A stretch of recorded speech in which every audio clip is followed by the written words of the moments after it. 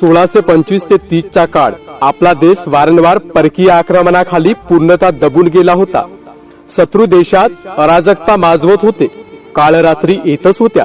अशा रात्री ज्यांचा सूर्योदय नव्हता, जेव्हा पृथ्वीवर वाईट काळ असतो, अधर्म वाढलेला असतो, पाप करणारे बेचूक फिरत असतात, तेव्हा त्यांचा कर्दन काळ म्हणून त्या काळ रात्रींना उजाळा देण्याकरिता, सज्जनांचे रक्षण, पापांचा नायनाट करण्याकरिता प्रखर भगवे सूर्यकिरण धरतीवर अवतरले।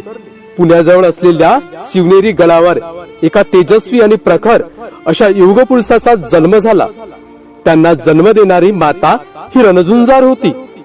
जगदंबेची ताकद आणि आशीर्वाद तिच्या सोबत होता।